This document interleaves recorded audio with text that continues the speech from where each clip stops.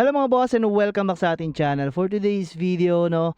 So yan, after 4 days and 9 hours is nakapag-farm tayo ulit ng weapon, pero mababang weapon lang. At least nagkaroon tayo ng weapon na epic mga boss. Okay? So ito yung lahat ng nakuha natin sa pagpa-farm within 4 days dito sa Lord 9 mga boss. Okay? So yan, sana natin ang ating Lord 9. So dito ko siya iniwan dahil nadeded siya doon sa BOT.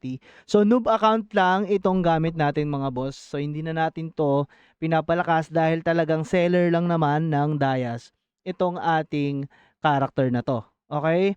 So ito yung pinaka-update natin. So kahit na puno na pala siya is makakuha pa rin. So yan. So dalawang weapon pala yung nakuha natin mga boss, no?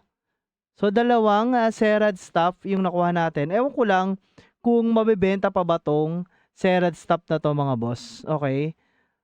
So yan, yung iba kasi ditong epic na kapag binenta natin to, no? So check natin. So 28 na lang yung price nila. So dinidismantle ko na lang din. And then binebenta ko na lang as temporal piece yan. Okay? So yan, temporal piece. Yan guys. Okay. So check natin magkano to. Yan, so 31 na lang, medyo mababa na. So kailangan talaga is mag-farm na doon sa mga matataas na mapa. So siguro kailangan natin bilan to, palibelin, no? Bilan ng mga items, no? So pwede natin gastusin yung dice natin, no, para mabilan siya ng panibagong items mga boss. So dito sa Horatio 1, so may word trading post na pala dito. And puro FK lang naman ginagawa natin. So yun yung update natin dito mga boss.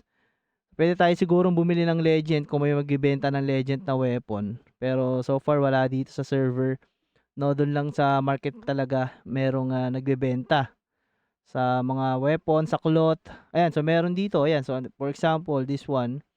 So pwede tayong bumili ng mga ganito kung makakaipon tayo ng Dayas para madagdagan yung ano natin, combat power natin. And then makapag-farm tayo doon sa medyo maganda-gandang pwesto. Pero ano lang naman no, halos ilan lang yun nilamang mga boss, no? Kung titignan natin, guys. Ayan. So ayan yung legend.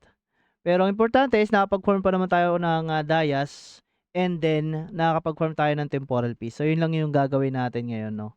So ayan, didismantle natin, quick dismantle. So ganun lang. So again, nagko-farm tayo via UG Phone, no?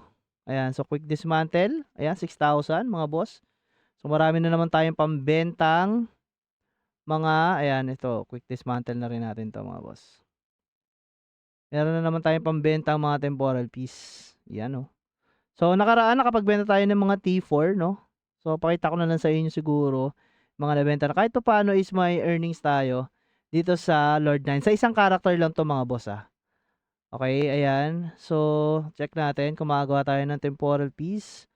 Tayong gumawa ng okay, so hanapin lang natin yung temporal piece. T5, so hindi kaya. T4, T3, ayan. So pwede. Max, ilang kaya magagawa natin?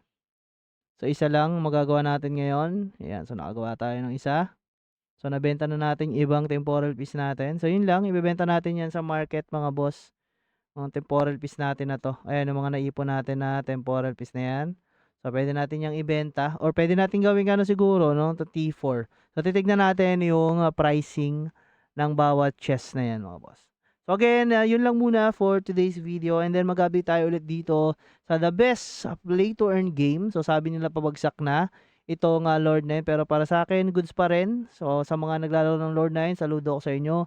At napakaganda ng game na to lalo na sa mga AFK na tropa natin dyan mga boss. So again, this is UG Phone. I'm using UG Phone mga boss. Kung gusto nyo makapag-avail, click nyo lang yung link dyan sa ating description down below. So again, maraming salamat boss. This is Potsky.